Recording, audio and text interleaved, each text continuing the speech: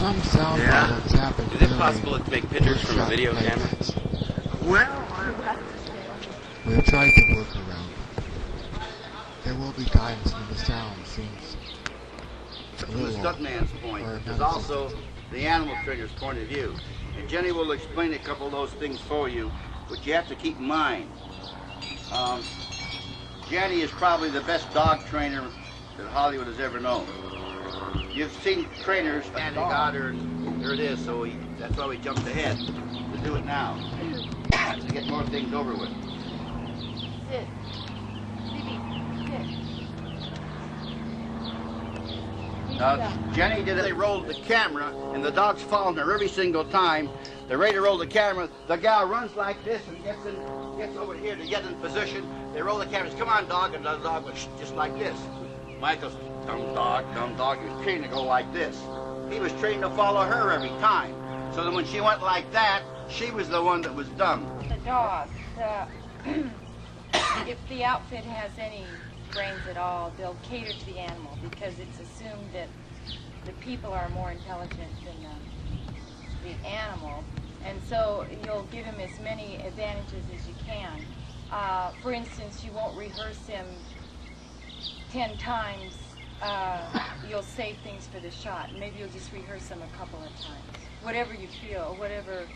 Well, the trainer has to feel out the dogs. There's so many external situations. You got to take into consideration the distractions. You know, if it's 110 degrees out and he's going to have to do it, you don't know how many times he's going to have to do it. And you want to save his strength and his enthusiasm for the film. But as a stunt person, you can, if you would just get with the trainer ahead of time, talk to him, and the trainer or her, the trainer will work with you and iron out all the, nobody understands the dog trainer's problems except the dog trainer. Tell them about the one with the director, honey, where the director had you rehearse over and over and you told him, well, he wouldn't be able to get the shot later on particular jumps that would fit you, then call Mr. Higgins. But, I'll see what was I going to say. Sorry. We understand it like you can get us together. Anyway, this dog is CB. Oh, by the way, don't pet the dog. And I, like Hubie said, I trained him 3 years ago. I got him out of a dog pound. I trained him for a man named Nuys Schumacher, who is a large supplier for dogs, not only dogs, but other kinds of animals. He's got a lot of birds. And he was big in chimps at one time. But I didn't think of this dog because all I did was put the basic on him, just where I had a lot of control. But when I called Lou, I found out that the dog had they'd already been sending him to a dummy for some, what we call pad work. So it was a real easy transition to this dummy. This is not what you would call a literal attack dog. He is not, and most dogs that work in the picture business as attack dogs are not attack dogs. They are what you call pad dogs. They're taught to come and take a hold and not to eat you up. When they come at you, they're not after your arm or you. They're after the pad. He's a mostly golden retriever, and he's got a natural inclination to go out and retrieve things. But I always force break my dogs to retrieve, even though they have a natural tendency towards it. That way, if the going gets rough and the fun and games are over with, you always have something to go back to, which in this case is his ear. I just pinch his ear a little bit, and he knows he's supposed to go out and take a hold. So when he comes at you, he's coming after, in his mind, to retrieve something. He's not coming at you to eat you up, because if you had that kind of dog around a set, then you'd have a lot of lawsuits with people getting hit. And it's not necessary. It's not necessary to have all that force, a real mean dog. It's not necessary to sell it on the screen as a attack dog. Now, if this was a real situation, if we were on the set and the director wanted the dog say, sitting there barking and say coming after an intruder. Todd will be the intruder, and I'll show you how it'll be made to look real. He'll get out of the way. All right, come here. Stay down. Good boy. So you guys are the camera because Bruce is in the right spot. Now I'd be out of camera, see, but in line with the dog's eye, so it looks like he's looking at Todd, see? Sit. Sit.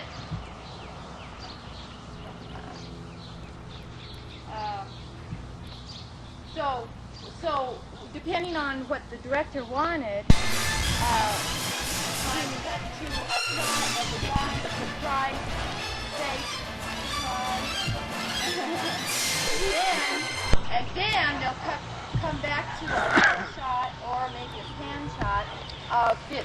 Get it. Attaboy. Get it. Hold your arm up. Get it. Attaboy. Okay. Stunt person, you can really sell it. Help sell it when they get into the closer work. Now, one other thing is, see, all dogs are different. That's why you have to get with the trainer. You might have one dog that's just naturally a real go-getter, and other dogs that are tentative and back off a little bit. So you have to help sell it. And one of the ways you can help sell it is when they're getting down to the tussling part. Maybe they're on the ground. It depends on how involved the director wants to get. You can, maybe he'll have a leather collar. I would not during the shot have this training collar on. I would have a leather collar on. But anyway, just take him right here. Only if the trainer asks you to do this, and then you can.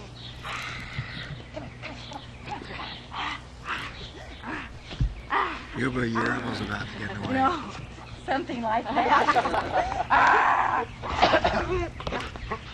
You know, it's all play. It's all play, but you can make it with the brows and everything. But this will help, you know.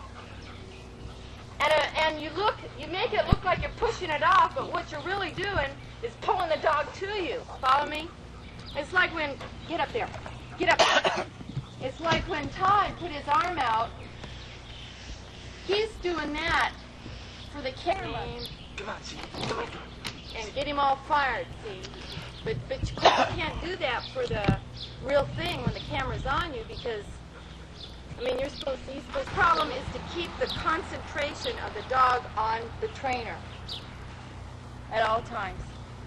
And people want to be friendly and they love dogs and they want to do all kinds of things like feeding your dogs donuts at lunchtime just before the shot where the dog's supposed to come in and eat his supper and then you wonder why he didn't eat it because he's full of donuts.